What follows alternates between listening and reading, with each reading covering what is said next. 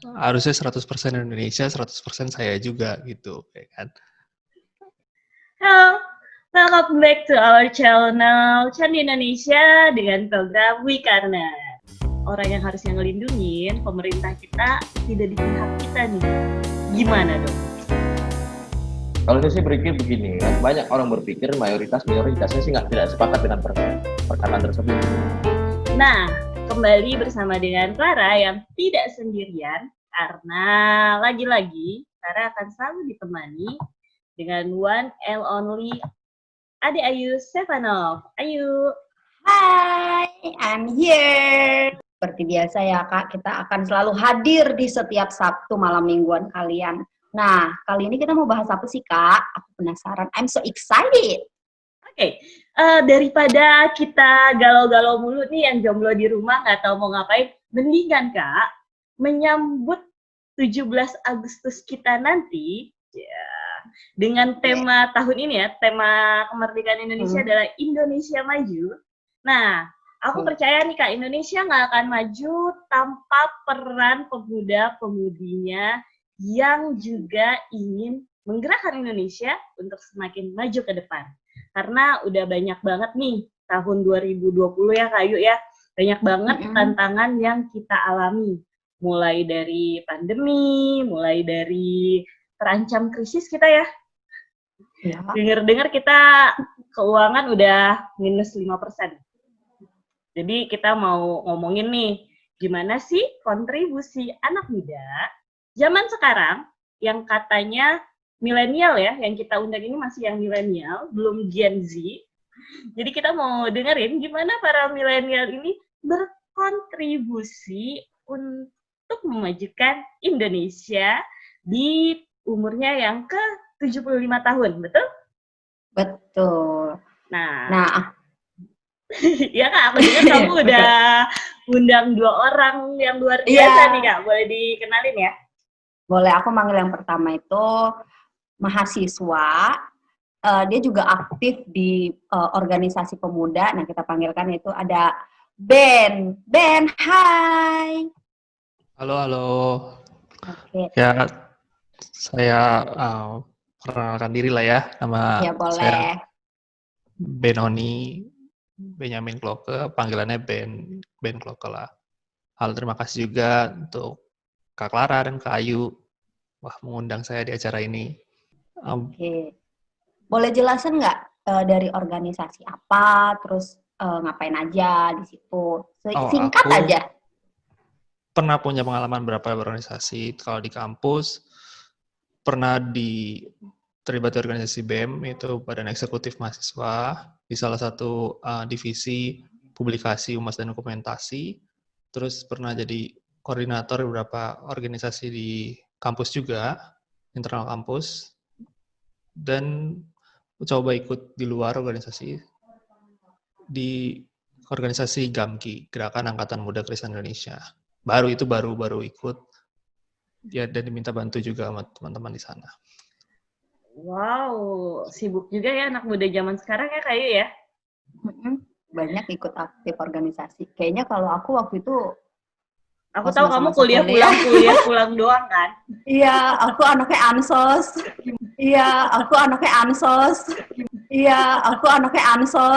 Gimana dong?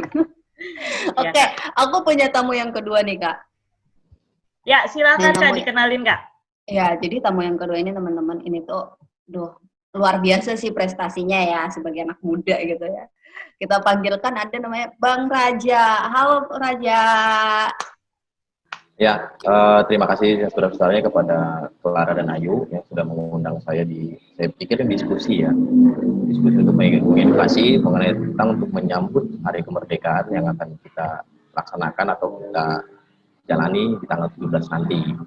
Ya, perkenalkan sedikit, nama saya Raja atau biasa dikenal dengan Raja Sitorus. Ya, kalau saya cerita mengenai tentang pengalaman organisasi saya di dalam kampus, karena saya sudah lulus ya kan, kebetulan sudah lulus dari tahun 2015 lalu. Saya sudah aktif di GMKI, maupun saya pernah mencalonkan sebagai ketua senat UKI. Ya, namun kalah, nggak masalah ya kan, yang penting sebagai pernah aja terlebih dahulu toh. Nah, Saya juga sewaktu kuliah itu juga memang saya terus aktif di organisasi GMKI dan saya ikut dalam UKM Peradilan Semu gitu loh. Saya sebagai humas di Peradilan Semu dan saya menjadi delegasi di Universitas Diponegoro dalam kompetisi moot court gitu. Mungkin sekian sedikit daripada saya. Oke, tapi kayaknya aku makin kepo nih Kayu sama mereka berdua. Nanti di tengah jalan sambil kamu ngajuin beberapa pertanyaan, aku bakalan nanyain hal-hal apa sih yang terkait dengan organisasi mereka gitu. Kayu, kita kan udah nyiapin beberapa pertanyaan nih. Boleh dong kamu bantuin jawabin. Bacain pertanyaan yang pertama. Ya. Ya, berhubung kita mau menyambut kemerdekaan Indonesia nih, aku tuh penasaran banget dengan jawaban teman-teman. Apa sih? Kita kan berbicara soal kemerdekaan nih. Apa sih arti kemerdekaan itu bagi kalian nih sebagai pemuda yang aktif dalam organisasi gitu? Mungkin bisa dimulai dari siapa yang mau duluan? Ben atau Raja? Raja dulu lah sebagai seorang pengacara ya kan. Lawyer muda loh. Oke, terima kasih ya kan. Kalau berbicara mengenai tentang kemerdekaan, saya lebih kepada condong kebebasan berpikir, gitu loh. Artinya kalau kita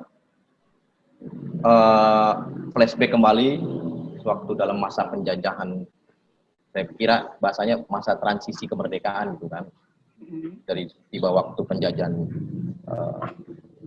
kita sebutnya dari Belanda dulu ya, karena yang paling lama kan Belanda ke Jepang itu kan sudah menjadi proses apa namanya kebatinan bangsa ini gitu.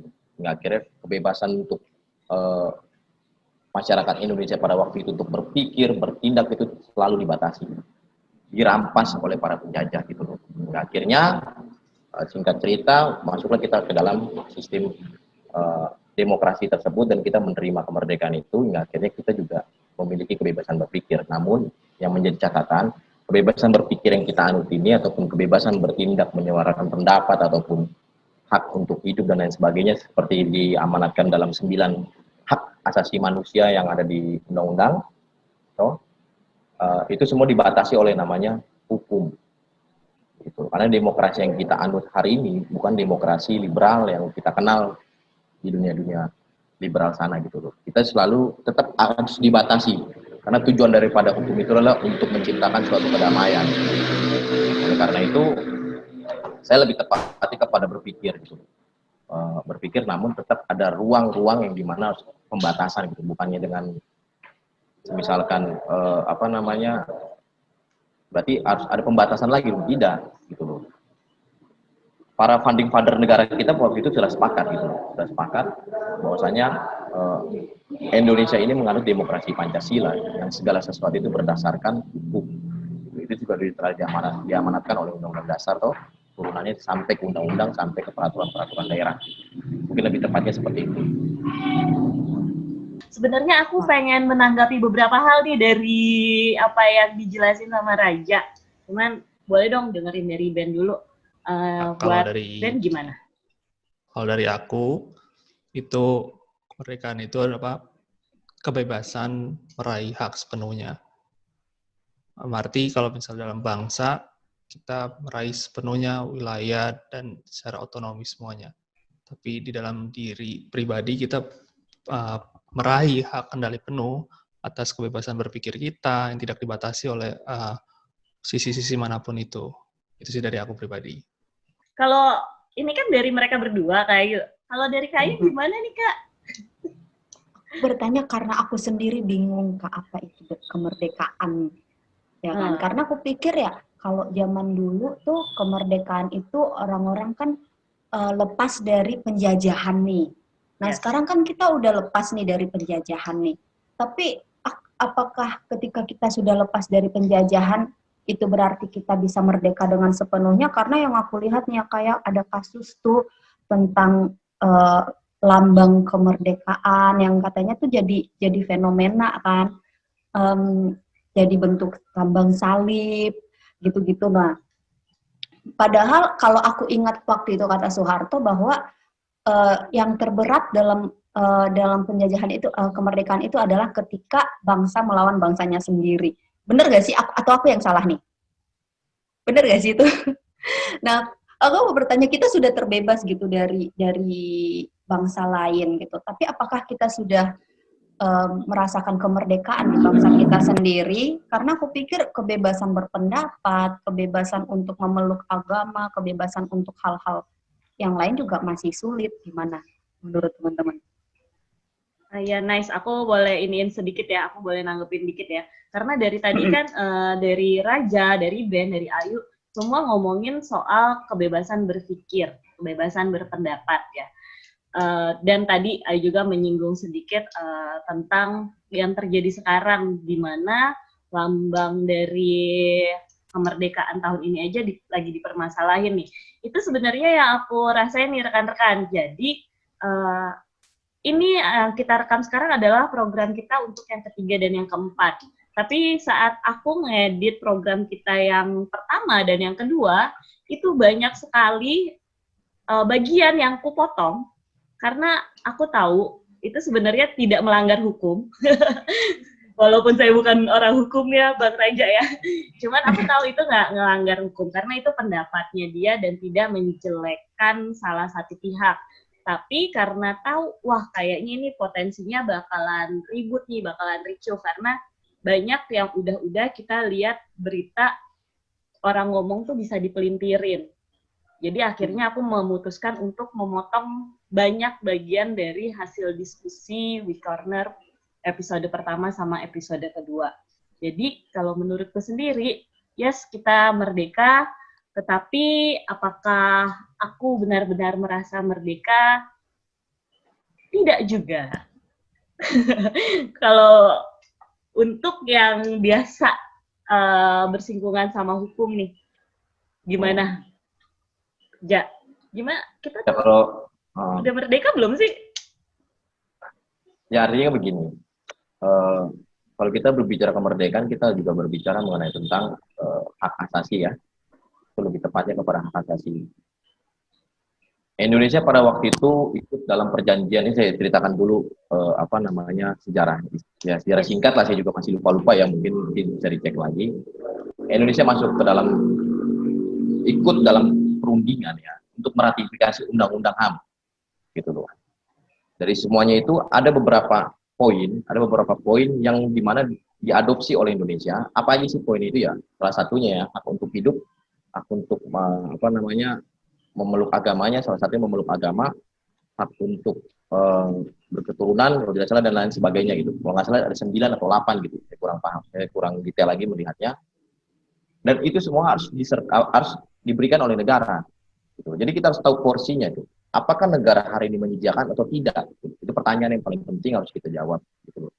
Namun kalau semisalkan ternyata di tengah lapangan, di dalam faktanya, ketika orang mau beribadah ada saya pikir segelintir orang ya, saya nggak mau untuk menyatakan itu salah atau benar, tapi segelintir orang yang melarang orang untuk beribadah, yang melarang untuk orang mendapatkan tempat tinggal, yang melarang dan semuanya itu sebenarnya bukan yang harus kita sertai. Di mana peran pemerintah hari ini? Nah, harusnya kalau kita kedudukan hukum harusnya kita sama gitu. Kalau kita menganut equality before the law, gitu, semua orang sama di mata hukum. Gitu. Artinya negara harus berperan aktif, negara harus menjadi catatan penting bagi masyarakat hari ini gitu. Negara harus ikut dalam campur tangan hal tersebut. Cuman fakta hari ini yang kita lihat kan sepertinya peran negaranya bagaimana gitu, sehingga akhirnya merasa seolah-olah masyarakat merasa gue nggak merdeka, saya nggak merdeka gitu, karena saya nggak bisa memeluk agama saya memeluk agama saya sendiri dan beribadah sendiri gitu. Contoh kasus yang seperti di Bekasi yang beribadah di dalam rumah, di rumahku nih, karena lagi COVID toh, dilarang oleh RT setempat dan lain sebagainya. Nah, sekarang kan bagaimana pemerintah melakukan edukasi terhadap masyarakat gitu, itu penting gitu, sehingga akhirnya pandangan-pandangan radikal itu ada di dalam tengah-tengah masyarakat, dan itu harus ada gitu, peran pemerintah masuk ke dalam itu semua. Saya kira sih seperti itu. Sebenarnya ada, cuman ya peran perangkat ini yang kurang tegas gitu dalam meluruskannya gitu. Menurut Raja nih, peran pemerintah di masalah yang itulah ya, itu kan masalahnya kan dihadap oleh RT. Nah, RT sendiri kan sebenarnya adalah apa ya? Suatu apa ya? RT itu kedudukan yang ada di pemerintahan juga.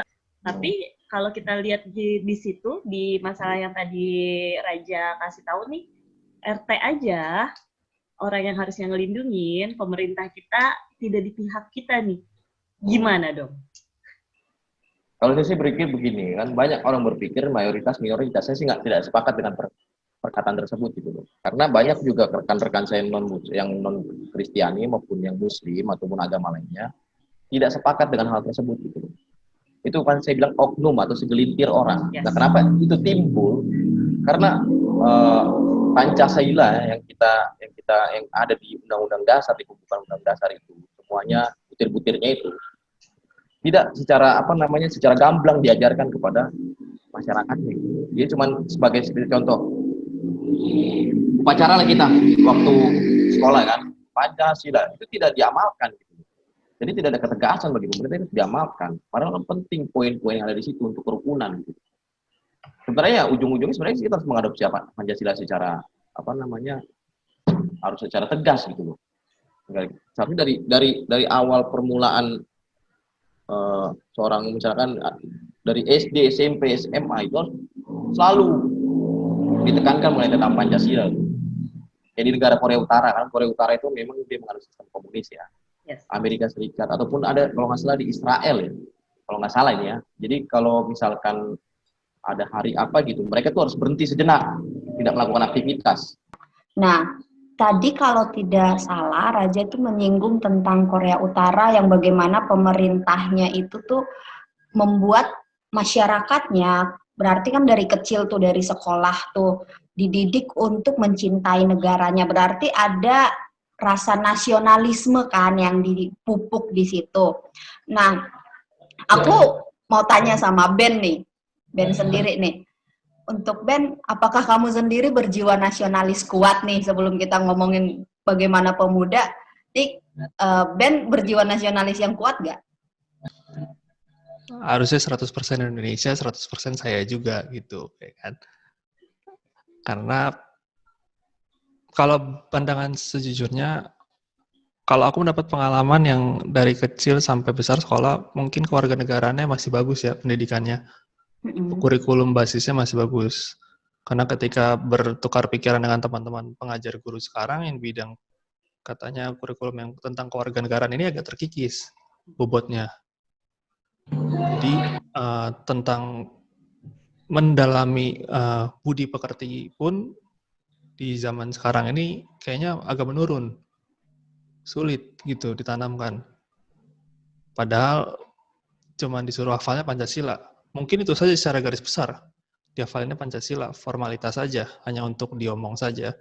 Ketika diturun untuk dilakukan di kehidupan masyarakat, ini sulit. Karena kalau ketika bersinggungan dengan satu yang lain atau sosialisasi, itu kan singgungannya adalah tentang budi pekerti kita.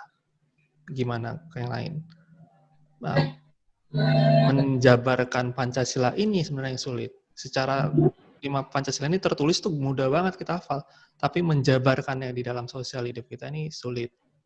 Nah, aku pun berusaha, selama masih bisa diarahkan, maksudnya menghayati kembali Pancasila ini maksudnya apa kalau aku pribadi. Tapi pribadi pun mengatakan 100% Indonesia. Nggak tahu orang lain mengatakan seperti apa, ya kan? Kita nggak tahu. Pribadi aku mengatakan 100% Indonesia. Meskipun sebenarnya latar belakang saya campuran gitu, ada dari masih blasteran juga, orang tua, jadi ya saya 100% Indonesia. Ketemu karena bertemu di beberapa sosial kalangan teman-teman, ada yang kerja di guru, ada di tempat lain. Biasanya ya masalahnya kalau bicara tentang kemerdekaan atau kewarganegaraan ini, cenderungnya lebih kayaknya kehilangan rasa budi pekerti. Pendalaman menghayati Pancasila itu yang agak kurang. Oh, berarti kalau misalnya menurutnya Ben ya, jiwa nasionalisnya ada ya. Cuman kalau kita ngelihat, kalau pemuda sekarang berarti rasa nasionalisme dan patriotisme itu udah mulai berkurang ya. menurut Ben? Yang sekarang dengan berkurangnya pemahaman budi pekerti gitu Ya, ya? kalau itu sudah agak berkurang. Apalagi Agak sebenarnya kita berkurang. butuh sosok ya, figur sebenarnya figur. Figur-figur untuk pemuda Indonesia ini sebenarnya masih sedikit yang benar-benar nasionalis ya. Oke. Iya sih. Eh, soalnya kalau misalnya aku ngelihat sekarang ya, kan zaman-zaman sekarang tuh orang-orang tuh udah kayak aku sendiri ya, misalnya mau jadi guru pun udah label internasional gitu yang terpampang nyata kan. Kamu sekolah di mana? Biasa, aku sekolah di ya elementary school gitu, internasional. Tapi sekarang Jadi, udah nggak boleh disebut sekolah internasional loh, yuk. iya Kata karena menteri kita. ya kata menteri kita, enggak maksudnya kayak aku kan Kak, kemarin sekolahnya itu kan harus ada embel-embel internasional untuk melihat berkualitas tinggi gitu. Dan memang di sekolah-sekolah internasional otomatis ya kayak PPKN, budi pekerti, kayak begitu tuh udah mulai berkurang juga sih dibahas. Mungkin karena itu juga kali ya, kayak aku sendiri ya, aku juga nggak tahu. Apakah aku berjiwa nasionalis yang kuat karena aku suka nonton drama Korea, aku nggak suka nonton sinetron. Apalagi kayak yang di Indosiar kan azab-azab kayak gitu. Jadi aku nggak termasuk nasionalis dong nih. Nasionalis nggak harus dari sinetron yang dilihat. Iya kan? Ya, masih. Kalau menurut Abang Raja gimana? Kak, aku nambahin dikit ya Kayu ya. Soalnya kan banyak banget orang zaman sekarang, pemuda zaman sekarang yang sering sekali dalam kehidupan sehari-harinya mencampur bahasa Indonesia bukan sama bahasa Inggris lagi nih, tapi sama bahasa Korea. Kincana.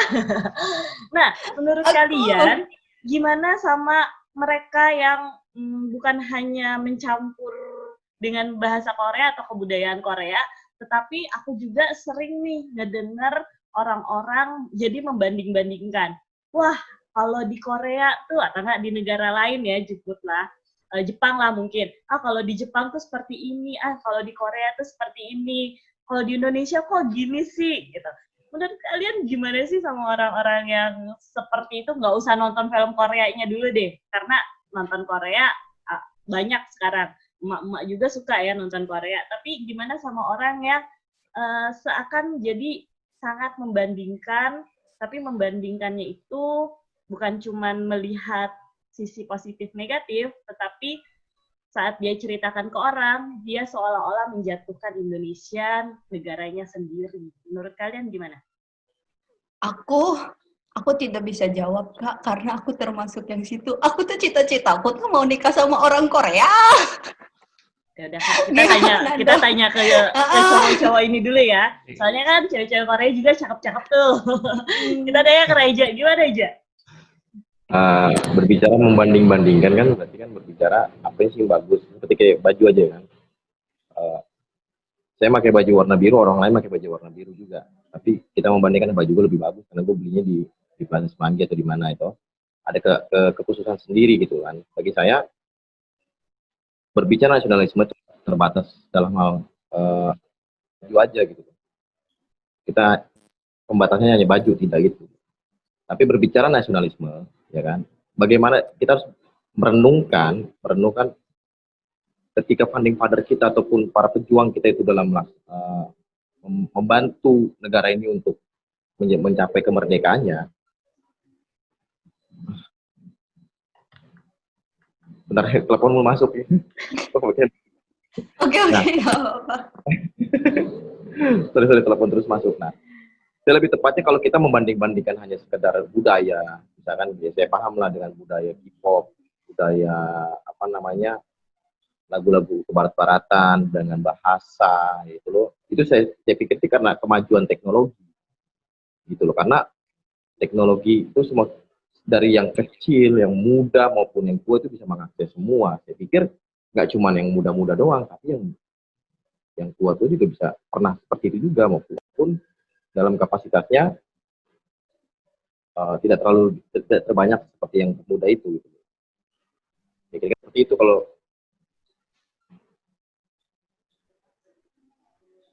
It's okay, Reja. Boleh kita dengerin Ben dulu nih. Gimana Ben? Menurut Ben sendiri. Kalau itu Aku pun pernah nonton juga sih, pernah nonton. Jadi idolanya siapa nih? Song Hye Oh, Kyo. kalau nama itu nggak tahu, aku nggak bisa. Nggak tahu. Jadi gini, kita seharusnya rasa menghayati nasionalisme itu yang perlu didalami dan perlu dengan memaknai dengan tinggi ya. Yang arti gini, kita boleh melihat budaya-budaya lain, memfavoritkan budaya lain, tapi ketika ditanya kayak tentang negara kita atau tentang budaya kita juga harus bisa menjawab gitu. Kalau tentang prasejarah kita juga harus bisa menjawab. Jelek, bukan jeleknya. Mungkin yang bisa dilihat kecenderungan belakangan ini,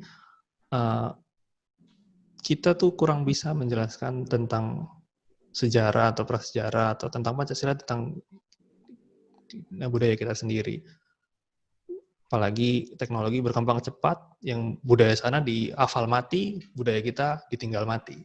Waduh, dalam banget ya, budaya saya dihafal mati, budaya kita ditinggal mati. Aku setuju sih sama kalian semua. Sebenarnya itu bukan masalah, karena memang kita kalau misalkan suatu hal yang bilang bagus ya kita perlu bilang oh ya mereka bagus, mereka lebih dalam hal itu. Cuman yang aku mau komenin sih, kadang orang tuh saking membandingkannya, tapi ya itu mematikan budaya kita, mematikan Indonesia. Kadang aku suka mikir kalau misalkan orang sebegitu sukanya sama negara lain, ya ngapain masih tinggal di Indonesia? Kadang aku mikirnya gitu sih. Ya, pikiran pendek aja gitu. Saya lanjutkan tadi ya, karena tadi ada sedikit kan. Ya itu, karena kenapa sih kita selalu mengagung-agungkan budaya luar gitu. Karena kita sendiri tidak sadar siapa diri kita gitu. Seharusnya kita sadar siapa diri kita, siapa latar belakang kita. Seharusnya itu harus menjadi kesadaran diri sendiri gitu. Gitu. Kalau nggak salah saya pernah dulu, salah satu dosen saya itu yang pernah memediasikan Pulau Sipa dan Ligitan, kalau nggak salah yang direbut sama Malaysia ya, kalau nggak salah ya. Yang pernah dulu kasus yang direbut Malaysia. Nah, saya diceritakan sama dosen saya waktu itu, ini pulau yang telah lepas dari Indonesia yang direbut oleh Malaysia. Selama waktu proses mediasi ataupun proses di dalam peradilan internasional, kita datangkan guru-guru besar kita, bahkan dari ahli-ahli kita itu untuk datang untuk merebut kembali pulau yang telah yang direbut sama Malaysia, yang diakui atau diklaim oleh Malaysia. Cuman kekalahan kita ada satu. Apa tuh? Satu dong kekalahan kita waktu itu diceritakan. Karena tidak ada warga negara Indonesia yang tinggal di situ. Kalau nggak salah, saya lupa nama pulaunya, cuman itu kalau nggak salah, kalau bisa diingat, bisa dicek di berita, pulau yang direbut sama Malaysia gitu. Cuma satu kesalahan kita, karena tidak ada warga negara Indonesia yang datang ke bertempat tinggal di situ. Nah, kenapa tidak ada? Karena tidak diberikan akses oleh pemerintah gitu. Jadi kembali lagi ke pemerintah, karena peran pemerintah harus lebih aktif dan lebih tegas lagi gitu. Nah, karena itu lebih berdekatan terhadap Malaysia. Contoh kasus begini. Siapa yang boleh yang punya teman di Kalimantan Barat yang di pelosok-pelosok itu, boleh tanya dari mereka. Mereka lebih enak belanja di Malaysia daripada belanja di Indonesia. Yes, benar. Gitu ya kan? Artinya apa? Kita sendiri ya, saya nggak menyalahkan pemerintah secara penuh gitu. Tapi itu hal penting, akses yang harusnya itu diterima oleh masyarakat, seperti contoh ya jalan, atau bagaimana untuk mengakses kebutuhan mereka tuh harus diberikan gitu. Jangan sampai mereka beli ke negara lain gitu. Mereka untuk memberi kebutuhan ekonominya aja harus ke negara lain gitu loh. Malaysia gitu loh. Boleh dicek oleh teman-teman yang berada di pelosok Kalimantan Barat gitu loh. Mereka lebih enak belanja ke Malaysia daripada ke Indonesia. Makanya saya bilang kalau kita hanya membandingkan budaya itu sangat agak kita lebarkan lagi gitu. Yes. Apa sih persoalannya gitu?